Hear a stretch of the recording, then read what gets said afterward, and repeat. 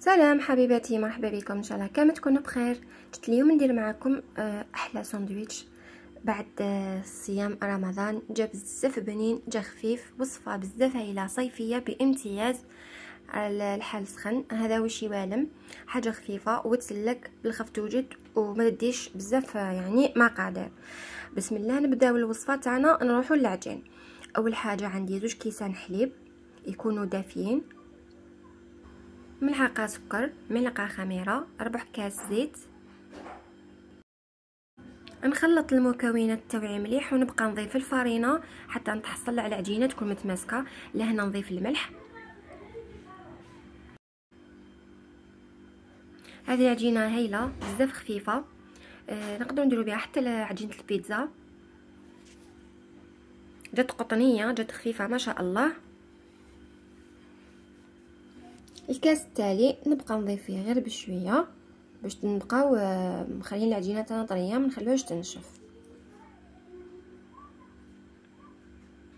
نحطها فوق البلان دو طرافاي، ندلكها شويه باش هاد العجينه تتلم ونحطها تخمر. لهنا بعد ما خمرت لي نجي نديغازيها بلا ما نعاود نعجنها ونقسمها لكويرات صغار.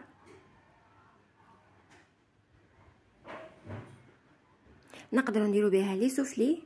هذوما لي ساندويشات جايين كما لي سوفلي، يعني نطيبوهم فارغين ومن بعد باش نعاودو نحشوهم. هذا مكان. نفتح الحبه الاولى، يعني نخلوها رقيقه ما نديروهاش خشينه هكا كما كتشوفوا، ونشمخها كامل بالماء. عند لاكوش رقيق وقت تاع الماء، ما نعمرهاش بالماء ونغلق. هذا مكان. نحطهم كامل في السنيوه ونكون شعلت الكفور ولا الكويزينيير تاعي،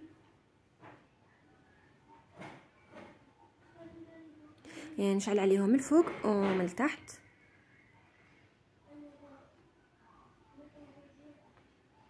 يعني كندير لهم الماء ونغلق، ما نضغطوش عليهم بزاف باش كي يطيبوا نقدروا نفتحوهم. هذا مكان.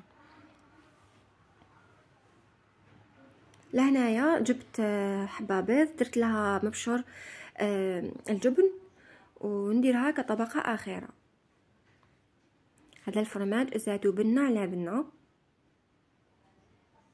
نكمل كامل الحبيبات ونحطهم يطيبوا. ملي هنايا طابوا من الفوق ومن التحت، داو تحميره بزاف شابه. اما بالنسبه للشاورما واش درت؟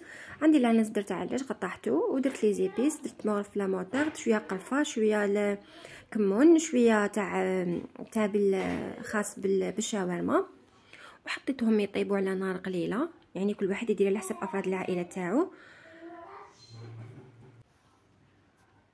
هايليك لهنا طابت. نجيو نخدموا لاصوص اللي درت بها ولا المايونيز اللي درت بها لي ساندويتش تاعي.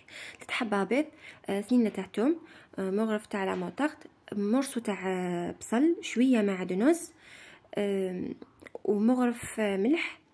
وبقيت نطلع فيها. كي طلعت لي هكا نضيف لها 2 مغارف خل.